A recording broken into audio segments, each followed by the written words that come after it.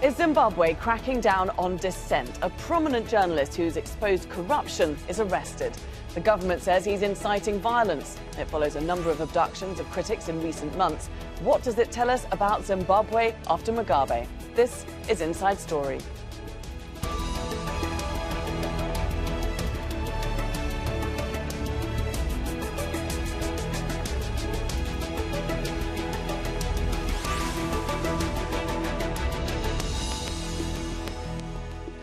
Hello there and welcome to the programme. I'm Laura Kyle. Zimbabwe's President Emmerson Mnangagwa is accused of trying to destroy opposition and silence dissent, using COVID-19 as an excuse. The accusations are not new. Political arrests and crackdowns on demonstrations have become common. But the recent arrest of investigative journalist Hopewell Chinono has dragged Zimbabwe back into the international spotlight. Chinono is accused of inciting public violence. He denies that and says journalism is being criminalised. He's published articles alleging corruption in multi-million-dollar deals to combat coronavirus that have been awarded to powerful individuals close to the government. Our correspondent Harry Matassa is in Harare following the case. State prosecutors opposed bail. They said that if Hopewell Chin'ono, the freelance journalist, was allowed to go home, he could use the opportunity to go back on his social media pages and encourage people to demonstrate in next week's planned anti-government demonstration. They also fear that he could also use the opportunity to leave the country. When Hopewell Chin'ono was leaving the magistrate court in the capital, Harare, he said he feels he's being persecuted for only doing his job. I've been denied bail until they said I should come back on the 7th of August for the fact of reporting what the organizers of the 31st July protest had said. So basically journalism has been criminalized. Okay. But how are you feeling? I'm okay, I'm fine. I'm fine. The struggle against corruption should continue. People should not stop, they should carry on with it. Critics of the government say officials are using this as an opportunity, as an excuse to suppress media freedom and to stop people from gathering. They're saying they're using COVID-19 pandemic as an excuse, and human rights organizations are concerned. We encourage the government to engage with civil society and other stakeholders to find sustainable solutions to grievances, while ensuring that people's rights and freedoms are protected in accordance with Zimbabwe's human rights obligations. These include the responsibility of the state to guarantee economic, social and cultural rights. The government of Zimbabwe denies the allegations. It says it's only doing this to protect people. It's discouraging people from gathering next week if the planned protests go ahead. And they say they feel the people organizing this protest are doing it to undermine the authority of the state. Well, President Emmerson Mnangagwa has faced a number of challenges since taking power in 2017. The economy has been high on his agenda, with promises of bringing prosperity to Zimbabwe. But unemployment and inflation are on the rise, with fuel and food prices spiralling out of control. Zimbabwe is one of the most food-insecure nations in the world. Freedoms are also in decline. Mnangagwa is being criticised for his handling of dissent, especially cracking down on peaceful protests and arresting critics. And a growing number of political arrests and allegations of corruption have undermined the president's promises of change.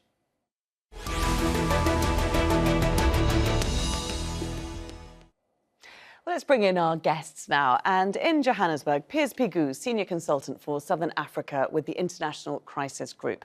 And in Harare, Obert Gutu, former MDC National Spokesperson and Deputy Minister of Justice and Legal Affairs. Thank you both for joining us. We've also invited Bright Matonga, a member of Zanu PF party, and hoping that he will join our discussion shortly. We'll just get underway for the moment now, though. Obert Gutu, why has Hopewell Chinono been detained and denied bail? From what I gather from at least the proceedings coming out of the Harare Magistrates Court, where him, together with another political activist or politician, Mr. Jacob Ngarivume, they appeared in court. I understand from the charges, they are facing charges of inciting public violence. And that's what I know. The matter is still before the courts. I understand that both of them have since been denied bail by the magistrates' courts here in Harare. And I'm also reliably informed, that their lawyers have since taken the matter up with the High Court, where they are going to file bail application for both gentlemen, for Hopewell Chinono and Jacob Mvume, so that the High Court will be able to hear and make a decision on the application for bail pending trial. Okay. Piers, were these men inciting public violence? Well, I mean, on the basis of the evidence that was put in front of the magistrate's court yesterday, no, they were not. We saw with Jacob Mvume's lawyer come out and show us 3 tweets that had been used by the investigating officer to convince the magistrate that he was inciting violence. It's really difficult to understand how one can translate those tweets into that. Same with Hopewell Chinono. I follow his social media feed very closely, and really I've not seen anything in there which relates to an incitement of violence. So what we saw was predicted. Many of us were putting out in social media 2 days before, after their arrest, saying they'd be refused bail. There's a playbook that we've seen time and time again in Zimbabwe, where the courts are used to contain and frustrate critical voices, and that's exactly what's going on right now. So this is because these 2 men exposed high levels of corruption. That's why they were arrested and detained? Well, there's a combination of factors in play. Hopewell Chinono has been extremely active in exposing corruption, but with that exposure has come a very hard-hitting narrative about the failures of the Mnangagwa administration, which some may believe go beyond the bounds of ordinary journalism. He's an activist journalist in many ways. Jacob, meanwhile, the head of the Transform Party, which was actively engaged in preparing for protests next week, had received the support and the amplification for this protest through the social media of Hopewell Chinono. So I think there's a combination of factors in play here. Bear in mind, all of this was happening prior to the announcement of the current curfew and current clampdown relating from the government to its COVID restrictions. Oh, but it seems that the government is determined to stifle these protests. They're due next Friday, July 31st. Do you see them going ahead? From what I know, here in Harare, there is obviously a national lockdown in view of the ongoing COVID-19 global pandemic that also hasn't spared this part of the world. So from about the 1st of April this year, we have been on lockdown, nationwide lockdown. In fact, the first 3 weeks, it was a total national lockdown. So after 3 weeks, then relaxed. Now we have a partial lockdown, but as you know, recently, the past week or so, cases have spiked. But how angry? But how angry are people? Will they ignore the regulations? Will they come out onto the streets next Friday anyway? From what I know and from what I see, because I live here in Harare, I've lived there for more than 30 years. I believe that much as people are unhappy with the deteriorating socioeconomic conditions, the skyrocketing cost of living, and obviously the issues to do with most people are not earning enough to be able to put enough food on the table for their families. But as regards the people going onto the streets in their huge numbers, my own understanding and assessment is that it is not going to be that easy, because already people are very scared of COVID pandemic. I've been moving around the city and neighboring environs, and I noticed that people are really disciplining themselves, that the places where you see huge numbers of people gathering are like the food markets where people go to buy their vegetables. How much is the movement for democratic change supporting the idea of protests?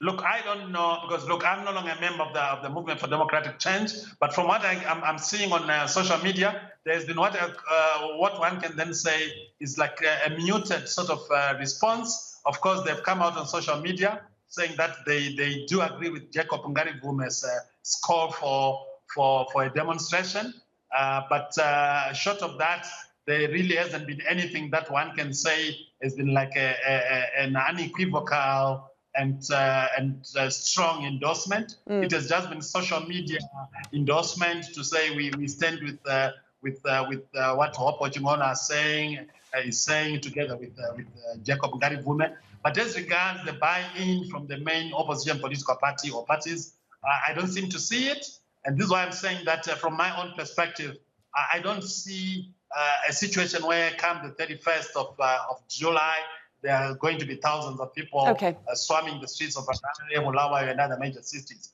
I don't see that happening quite honestly. Okay, I'm just going to jump in there, Obert, because I'm pleased to say that we can bring Bright Matonga now into the discussion. Thanks very much for being with us, Bright. You're a Zanu PF member, former Deputy Information Minister under the late President Robert Mugabe. We just began this discussion talking about Hopewell Chinono, why he's been detained and why he's been denied bail, and whether the incitement of public violence charge is a real one or not, because evidence in court by the police's lead investigating officer admitted that there was nothing in Chinono's tweets that suggested such things. So why was the ruling against him? Oh, thank you very much, and my apologies for joining you late. Hopewell Chinono is a friend of mine, is a journalist. He was arrested not because of his stance on corruption, but on the incitement of violence. He's been talking about violence a number of years. And so a lot of journalists in Zimbabwe, they've been reporting about corruption. No one was arrested. But then the question is, what's so special about Hopewell's stance on corruption to warrant such an arrest? He doesn't even represent a media staple. So really, his tweets on Facebook or Twitter have been found to be inciting violence and telling people to go on in the streets so that they remove a democratically elected government. So I think that's where he crossed the line. As journalists, we must be responsible in terms of the reports that we make so that people don't get caught up. Zimbabwe is a very fragile country at the moment because of the coronavirus, because of the economic situation. Yes, we've been talking about that at length, but I want to just pick up on a couple of points that you made there. Piers, Chinono, first of all, crossed a line, your response to that, but also this idea that there are a lot of journalists in Zimbabwe who are free and open to report on corruption and they needn't fear arrest. What's your response to that?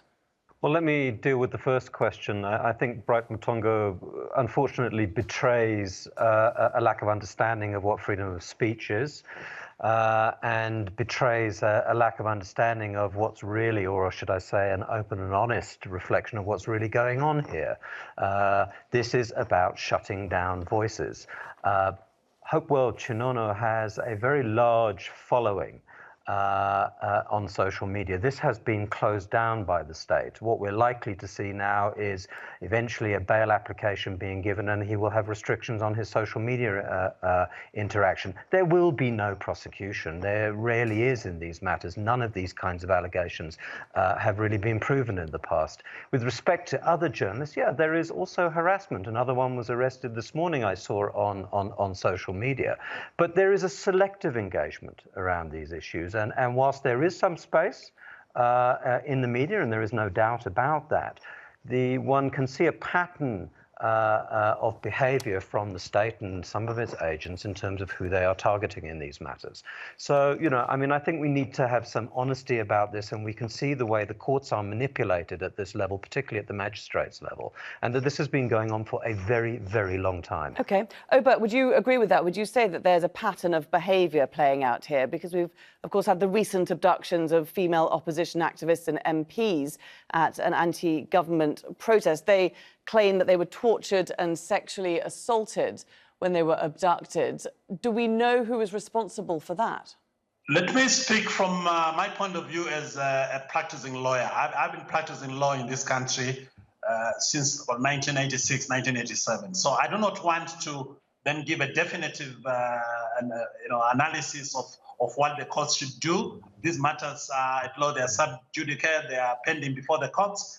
Both cases you have referred to, the issue of the 3 MDC Alliance lady activists who are allegedly abducted, and also the current issue of Hopewell Chin'ono and Jacob Ngarimvume. So for us then to say our courts are like partisan or biased, I don't think with respect that would be an accurate analysis, because we have seen cases being taken to court, even politically sensitive cases, very high-profile, politically sensitive cases being taken to court, and the courts have really gone out of their way, I think 9 times out of 10, to deal with the matters very objectively, where people are, in terms of the principles of the laws applicable to Zimbabwe, are supposed to be granted bail. People have been granted bail, and eventually a trial where the state doesn't have a good case as to secure acquittal. We've seen people being acquitted. So right now, I think it's too early to condemn the judiciary.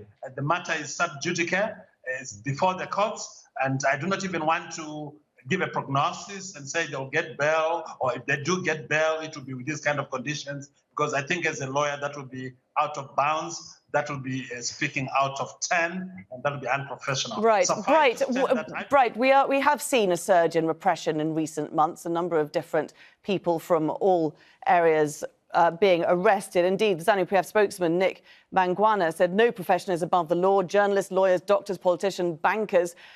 Oba thinks that the justice system is fair. Is it? I think there's overreaction on the issues of Zimbabwe. If we look, for example, at the international stage, we saw Julian Assange spending 12 years in the Ecuadorian embassy because they wanted to extradite him to the United States for leaking state secrets. Only just up to now, with this Black Lives Matter... OK, let's just stick to Zimbabwe. Let's just stick to Zimbabwe, then. We're talking about Zimbabwe. We don't have a huge amount of time. Let's just stick to the Zimbabwe justice system. Yes, is it fair? Because we've got Mr. Pius Pago. He's one of the people that sponsors these journalists to destabilize Zimbabwe. His organization is well known for that. With one of the opposition leaders, Emmerson, she said, you know, they're paid to destabilize Zimbabwe by the George Soros Foundation. They're trained in Serbia. And we've got organizations in South Africa that are represented by Pius Pago. OK. Right, Matonga, you served under Mugabe. A lot of people are saying this kind of language of third-party interference is the kind of language of that era, and it's crept back into the Emmerson Mnangagwa presidency. It can be, it's a pattern. There's people have not stopped sponsoring and destabilizing Zimbabwe. They are not happy even with the elections. We saw people getting killed after elections that were very peaceful. And now we've got journalists writing stories asking people to go into the streets. People naturally, unfortunately, they may get killed, as what we have witnessed before. I think Hopewell, as a friend of mine, he wrote very well. How might they get killed? By whom? Well, because there's always a third end. Because people want to paint this government as as an oppressive government. Nothing has changed since Mugabe's time, and they want a change of government so that the other members of the opposition are brought in. And they destabilize Zimbabwe. OK, Piers, what's your response to that, that this is all drummed up by people who want to destabilize the country? Well, I mean, this is a narrative that we've seen for many years. And Bright Matonga, who was once a sort of semi-propaganda minister in the Mugabe administration, I'm not surprised to see this kind of allegation that he thinks that people like me are paid to undermine the government of Zimbabwe. It's sad that they continue to wheel out this kind of... Please let me finish, Mr. Matonga. Please let me finish, Mr. Matonga. Thank you very much. So yeah, this is precisely how people like Mr. Matonga give you a good example of the kind of rationality or lack of it that we're dealing with in Zimbabwe, because they're not interested in addressing the issues. They're only interested in undermining individuals, shooting the mesher and diverting attention from the real issues here, which is about poor governance, a lack of accountability, and a great deal of corruption and thieving that has been going on by many administrations, including the one that Mr. Matonga worked for. Bright Matonga, that's true, isn't it? When we look at the situation of Zimbabwe, they don't need outside people to destabilize it. It's facing the worst economic crisis in over a decade, and it's one of the 4 most food-insecure countries in the world. How did it get here under Mnangagwa, when he came to power with such promises? No, there is a lot of there's an appetite to destabilize this country. And Pius is a British citizen, and you wonder what his interest in Zimbabwe is. He's been on the case of Zimbabwe. I don't understand his interest. Who chose him to speak authoritatively about Zimbabwe? Okay, we just wondered if we could just stick to the question rather than our Yes. choice of a panel of guests. If you could just answer the question as to how Zimbabwe got here. Zimbabwe has been under siege. Zimbabwe is under illegal economic sanctions. Yes, we don't condone issues to do with violence or corruption. And we've seen ministers being arrested. We've seen directors being arrested. So there is a lot happening in terms of addressing the issues of corruption. And fighting corruption is one of the key factors that we should address when we say Zimbabwe is open for business. We need to make the laws friendly. We need to make sure that investors' investment are secured. Return on investments, they get their money. So fighting corruption is part and parcel of that process. And that is happening. People are being arrested every day. So for anyone to say that this government is incompetent, is doing nothing, I think it's just very wrong. Okay. Let's just bring in Oberto and get his opinion on it. The problems of Zimbabwe, are they caused by the government or are they caused by outside interference?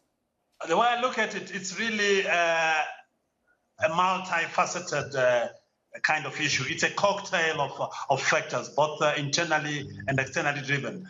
As Bright has been saying, look, we should not forget that for the past 2 decades or more, Zimbabwe has been under some form of sanctions, one form of sanctions or another.